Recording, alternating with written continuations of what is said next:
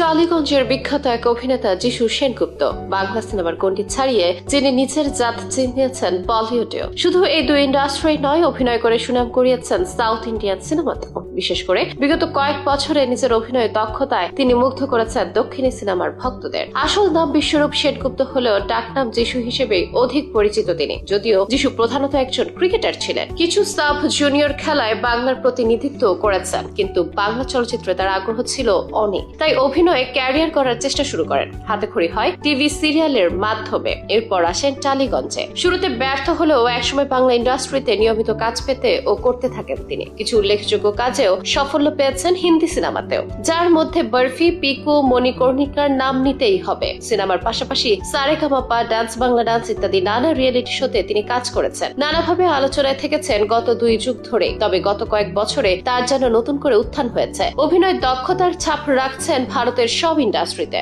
নজর কাটছেন সবার। বিশেষ করে ভিলেন হিসেবে তার ব্যস্ততা বেশি আজকাল। এই মুহূর্তে তার হাতে রয়েছে বেশ কিছু প্রতীক্ষিত সিনেমা। বিশেষ করে 4 ইন্ডাস্ট্রি 4 সুপারস্টার সিনেমায় চুক্তিবদ্ধ হয়ে নতুন করে আলোচনায় তিনি। বলিউডের বাদশাহ শাহরুখ খানের পরবর্তী সিনেমা কিং এ একটি গুরুত্বপূর্ণ রোলে যিশু থাকছেন বলে খবর বেরিয়েছে। এছাড়া টলিউড সুপারস্টার প্রভাসের দ্য রাজা সাব সিনেমাতেও অন্যতম চমক বাঙালি অভিনেতার। শুধু সাউথ কিংবা বলিউড নয়, বাংলা সিনেমার জগতেও ভুলে যান তিনি। ডিসেম্বরে মুক্তিপ্রাপ্ত দেবের খাদানের অন্যতম আকর্ষণ যিশু সেনগুপ্ত। এদিকে বাংলাদেশি সুপারস্টার শাকিব খানের বরবাদ সিনেমাতেও ভিলেন হচ্ছেন যিশু সেনগুপ্ত। সেই খবরও অনেকটাই ভাইরাল। পবন কল্যাণ, নাগার্জুন সহ আরো অনেকের আপকামিং সিনেমাতেও যিশু সেনগুপ্ত থাকার কথা রয়েছে। নিজের ক্যারিয়ারের সেরা সময়টা এখন পার করছেন যিশু সেনগুপ্ত। আজ কলকাতা তো কাল মুম্বাই, পরের দিন আবার চেন্নাই, এভাবেই কাটছে তার দিন। পজিটিভ হোক বা নেগেটিভ, দুই ধরনের রোলেই পর্দা কাঁপাচ্ছেন তিনি। তার নতুন উত্থানের শুরুটা ছিল 2019 সালে এনটিআর কথা না ক্রু দিয়ে। এটা দিয়ে তার অভিষেক হয় তেলুগু ইন্ডাস্ট্রিতে।